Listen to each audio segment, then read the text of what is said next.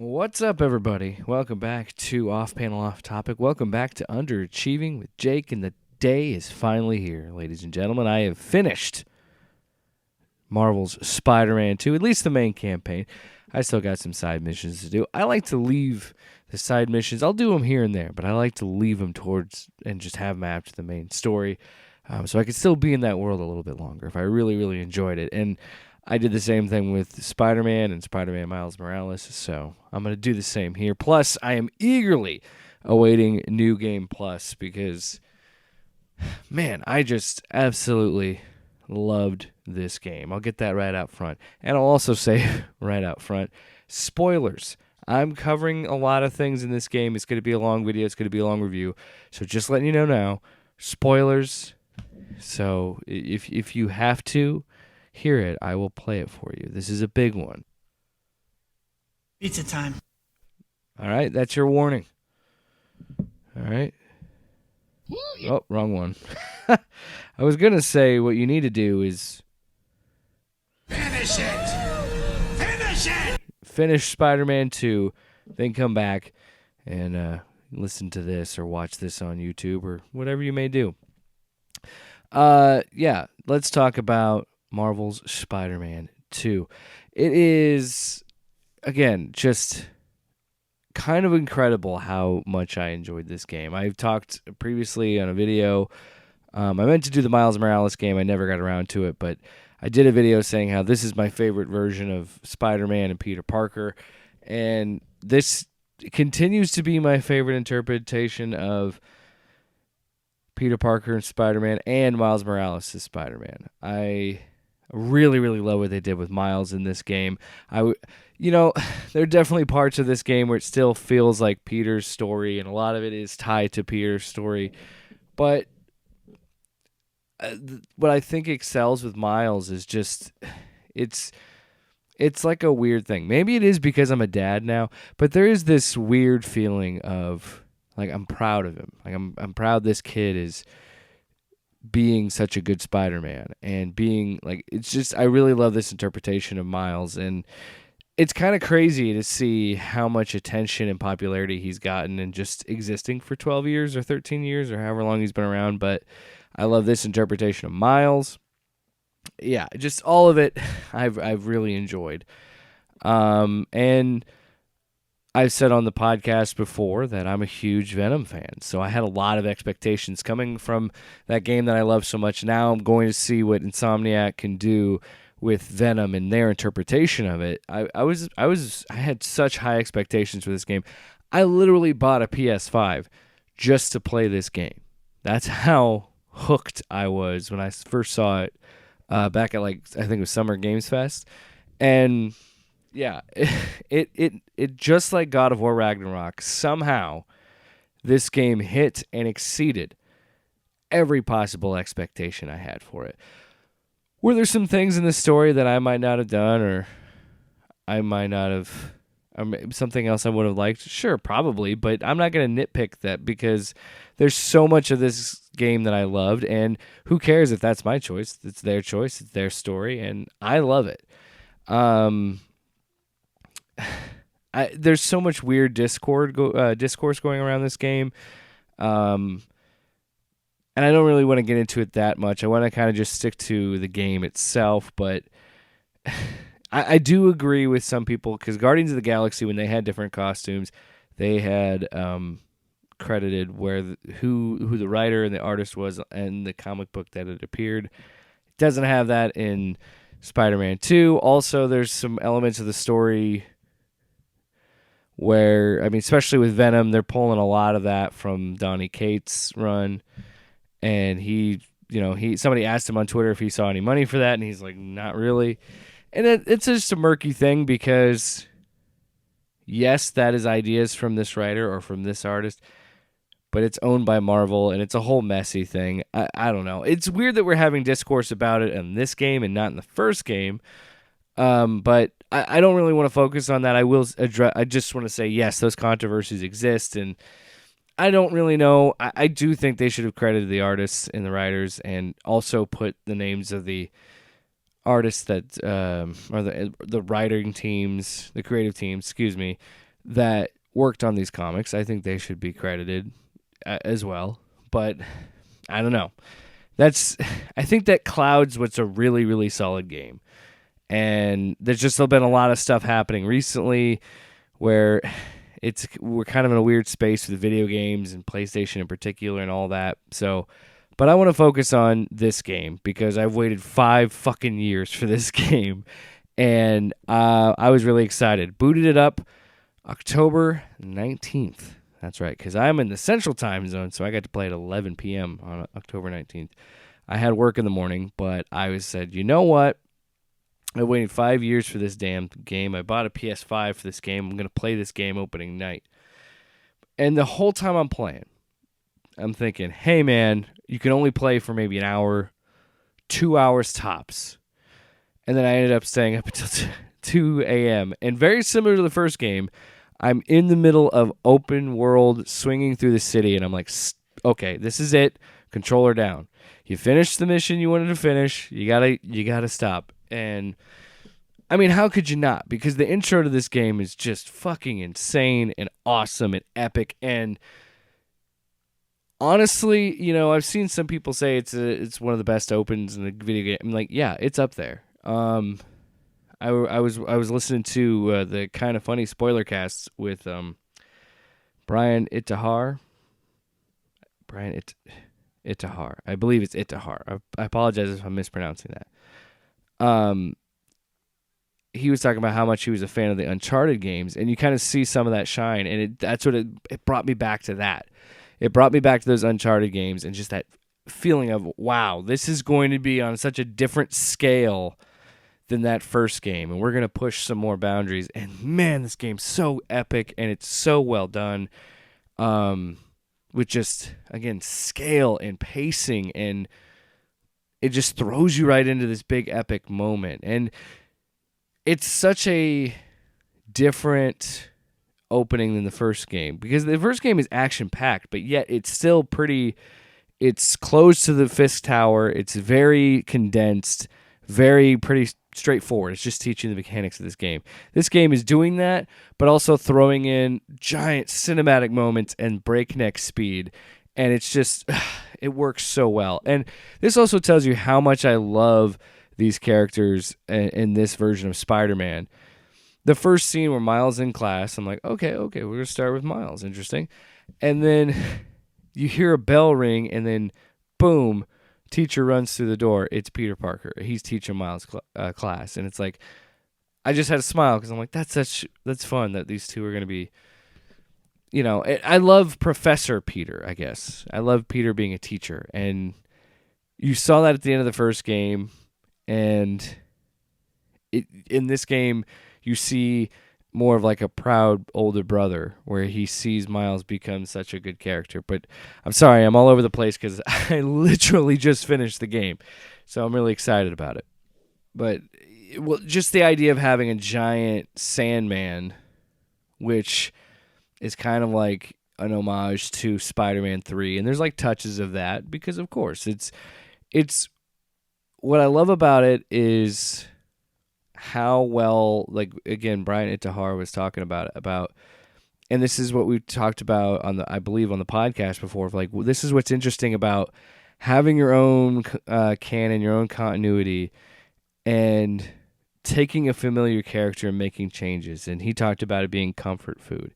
And so, yeah, this story does have its comfort food moments, but it does a really good job of mixing in some new ideas and different things and taking it in different directions. And having this big Sandman fight to start was one of them. And what happens after that with, like, the little rocks that are his fragmented memories. And it's just, again, another collectible and an interesting way to do it. And, like, there's just, man, I just can't gush enough about this world in this game. I think as a Venom story, I thought it was an interesting take and a new take. I don't think it's bad. I like it. I don't think it's bad. I see that there are Eddie Brock purists, and they have their criticisms of that, and that's fine. As someone who loves Venom, I have grown to like that the different hosts. I loved the Agent Venom run by Rick Remender. I liked what Donny Cates did with the most recent stuff, and even though he completely changes continuity and things, I'm all for it. I don't care. I love the Null stuff, and it's kind of crazy that is tied into this game somehow. I was kind of surprised they used such a current elements from a very current storyline. And yes, that one is Eddie Brock. I understand that, but I liked Agent Venom. I don't mind it when they try something a little bit different. I never read the Venomverse stuff, but Venom has just gotten to that level of a character that it's not. I learned to accept that it's going to have a little bit of a mantle because Venom is just incredibly popular. And there could be an argument of like that doesn't make Venom because what makes Venom is Eddie. You can make that argument, but I think what they did was interesting and found a new angle to tell this story. And I will always love it when a game takes chances. It's the comfort food that Peter Parker gets the symbiote suit first, just like in all the versions, right? But the difference is that this Venom is Harry Osborn. Something that I felt was pretty obvious in the first couple trailers because Harry says heal the world and then Venom says heal the world at the end of the trailer. That's when I was like, oh, that's Harry. And I was okay with it because I wanted to see how they could do this and tell this familiar story in a new light. And it takes that idea of it's not Eddie Brock and Venom's hatred. It's just Venom's hatred for Peter in this story. And also feels like an angle of love because it's like Harry wanted to heal the world, right? And I want Peter to do it with him because that's what Harry wants. And it also, again, does the traditional things that we see. We saw Bully, we have Bully Maguire, now we have Bully Orenthal with his performance, which, holy shit, Yuri Lowenthal is fucking unbelievable in this game. Just an incredible performance. If he doesn't, and I know awards are bullshit, but if he doesn't win a video game award for best performance, I don't know how you can. I mean, like how he's able to do the Peter that we love, then also do a younger Peter at one point, then also do the bully Peter, Bully Maguire, Bully Orenthal, symbiote suit Peter, and then like the level of remorse and sorrow in his voice in those final couple missions. Holy shit, that performance is so damn good. And I'm sorry I'm swearing so much. Again, this is fresh. I just finished it. I'm fucking excited, damn it. But his performance is just unbelievable. A moment that stands out when when Connors tells him that, hey, you can't, Harry won't survive. Like the host they're fully bonded. They're in sync, you know. And when Spider-Man is going to talk to Venom, you can hear his voice is like breaking, like he's about to cry. He's just, like he's trying his best to save his friend because he doesn't want to lose his friend again. He already thought he lost him and got him back, and he's going to lose him again. And it's like such a great performance, and yeah, it's just unreal. Peter and Yuri Lorenthal's performance, I have to give praise to Najee Jeter as Miles Morales. I hope I'm saying that right again. He's fantastic. Again, just Laura Bailey's great as MJ. Yeah, so much there. So much great performances in that game, and you really like. And what I enjoy about this interpretation is similar to the first game, where they make you legitimately care about Otto, and you don't want him to become Doc Ock. Same thing here with Harry. You don't. Because there's that weird part of you like, oh, this is it. We're seeing Venom because Venom's been marketed to us. People love Venom. I love Venom. I want to see Venom. But at the same time, you're like, oh, shit. Like, are they really going to do this? Are they really going to do this to my man Peter? And they do. but not quite, because he didn't necessarily die at the end of this. But it's just such a good interpretation. And people will have their criticisms. Again, that's fair. If you prefer Eddie Brock as Venom, I get it. There are a lot of great Eddie Brock stories as Venom. Donny Cates is the one that I've talked about multiple times. But I really love how they made this such a more tragic,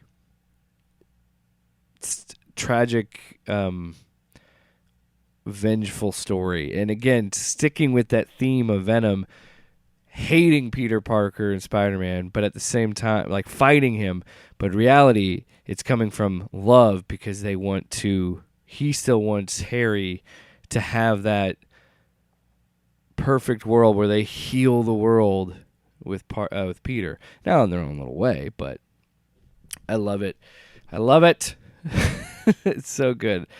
I do wish we got more of Venom. I don't think we had enough of Venom. But I think they did enough time building it up so when it does happen, you're like, holy shit. Because now Kraven the Hunter.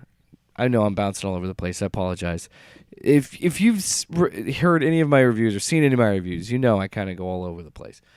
But at that point in the story, when Venom shows up, it's much later than I expected, but it's such an impactful moment because you spend so much of that first part of the game fighting Kraven because he's coming to New York and he's hunting the supervillains, and he wants a challenge.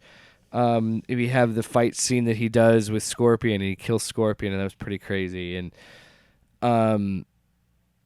more and more I'm realizing, and I talked about it on the podcast too, like the Rogues Gallery for Spider-Man is just so good.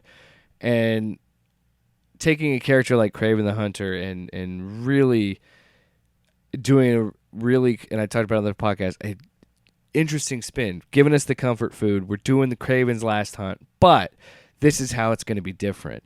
And having the black suit, even lining it up with the comic books and having the black suit, having the symbiote suit, but then deviating and making Venom kill him. Venom is the one who gives him his greatest victory, or not his greatest victory, but his rightful death, or whatever it may be. That's fucking rad, and I love that. Especially that at that moment you are in the boss fight as Venom when you just 30 minutes ago fought Kraven as Peter. Now you're fighting him and killing him as Venom. It's like, that's crazy. And then also before that, you had the fight between Miles and Peter. Like, there's just, when that moment happens for Venom, you're like, that's crazy. And I just wish we had, and like, I was amped up. I get to play as him. That's fucking cool. And then I have that moment of like, man, I just wish we had a little bit more time. Also, in part because Tony Todd fucking crushes this, and I like what Tom Hardy did with using his voice as Venom, but damn it, Tony Todd should be the voice of Venom from here till he dies. I'm serious. This man needs to be Venom all the time. It's a great interpretation. And just because he has such a naturally deep voice, like, the performance just sounds so different, and it sounds so much. He's not putting on a voice. He's just speaking slow and with intent, but it's so good. I also wanted to touch on the Miles Martin Lee storyline and how that pays off. And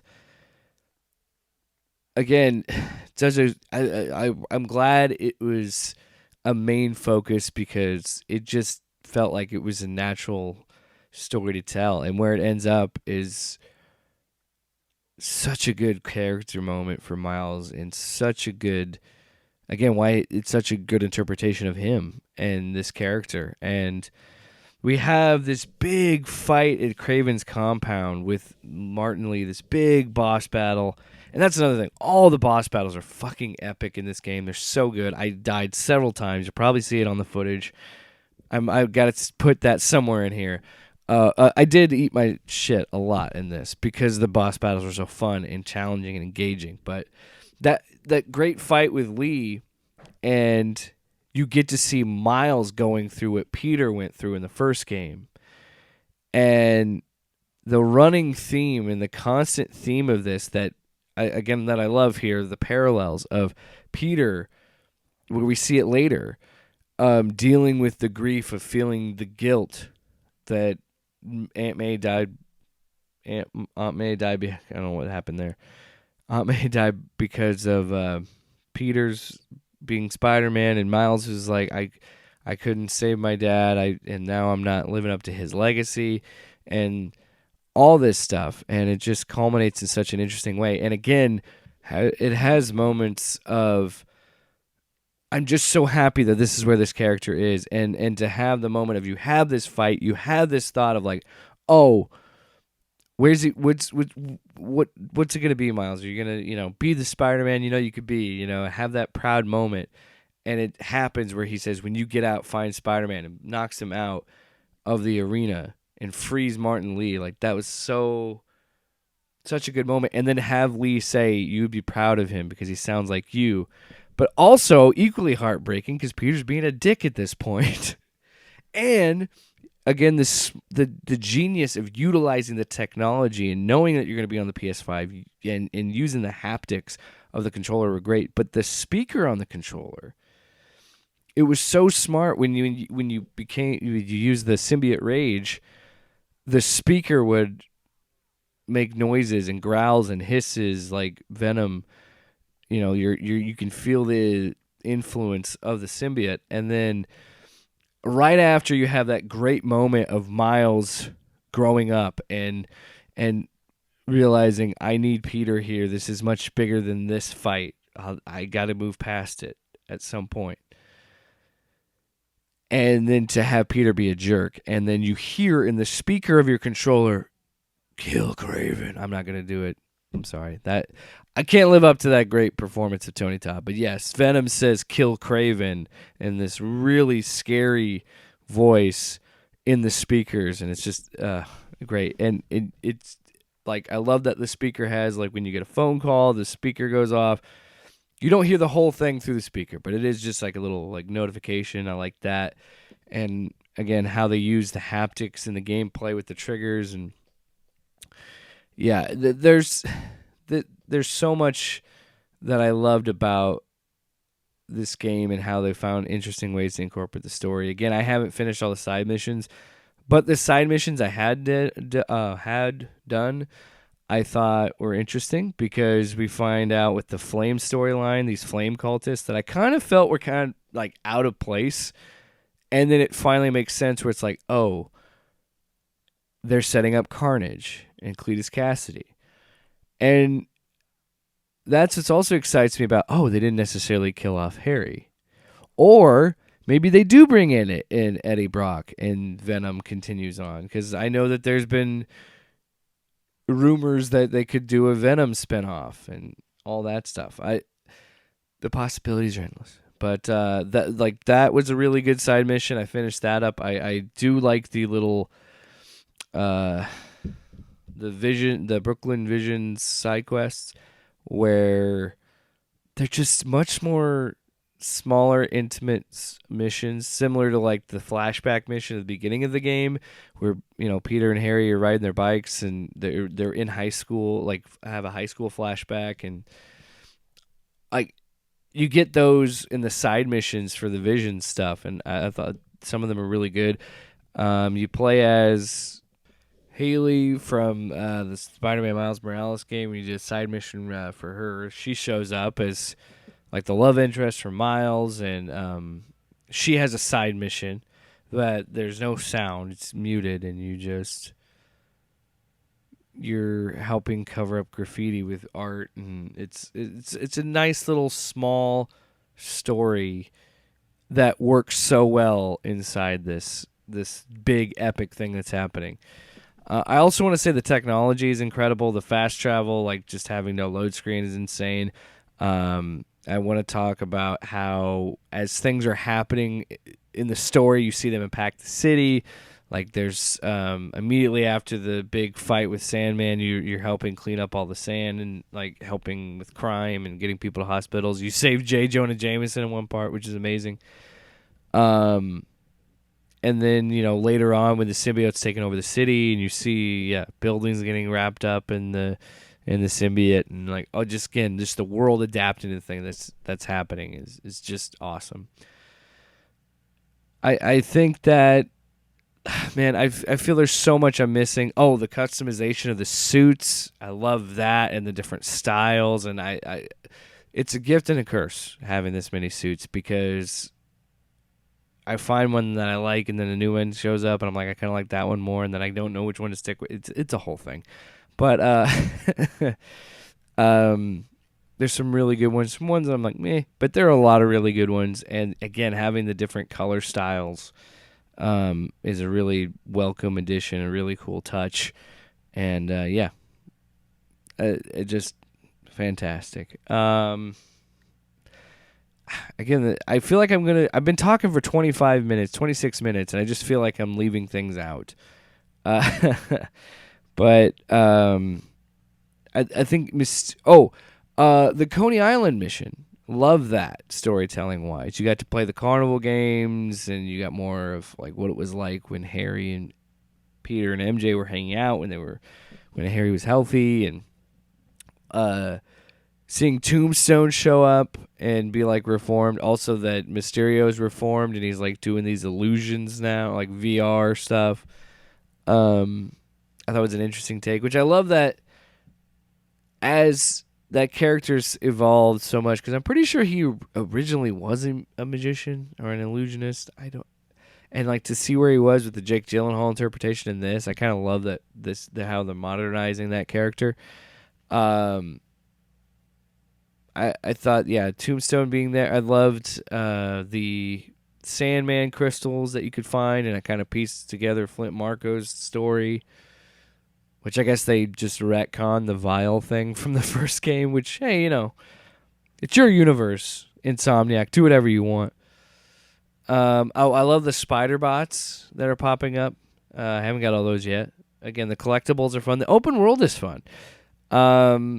Which is, again, why, like I said earlier, that's why I'm like, hey, get through the main story and then hit up all the side missions and get that done, because the side missions are very well improved in this game, and I want to play them much. Again, I comparing it to Ragnarok, but very similar to Ragnarok. I think the side missions are very impactful and add so much more to the world. Again, I don't know what else I could say other than I absolutely love this game, and I'm a little bummed that it's over, to be quite honest with you. And I was playing this slow. I was taking my time and really just trying to soak it in. Because the first game I played through that and got it done in like a weekend. And this one I wanted to kind of soak up. And I still have plenty more hours to play because I haven't finished everything. And I just can't wait for New Game Plus and do it all over again. I just absolutely adore it. What did you think of Marvel's Spider-Man 2? Did you love it? Do you want to keep playing it? Are you excited for New Game Plus when it does come out? Also, DLC maybe? We haven't heard anything about DLC. I remember that was one of the annoying things about the first game, that they announced DLC before the game even came out. But I'm wondering if maybe at the end of the year, maybe January, we get some Spider-Man content. I could see it. Possibility. DLC. Make it happen. I'm rambling. Anyway, thanks so much for listening to another one of my reviews. I know it's a little bit spur of the moment, all over the place, but that's just because I just finished it, and I just can't help myself. I'm just so giddy. I'm just laughing like Venom over here. Anyway, what did you think of Marvel Spider-Man 2? Did you love it? You hate it? Let me know in the comments down below. Like, comment, subscribe, click that bell so you get notified. Thanks so much. And that's it. Off panel, off topic with Jake and Tyler.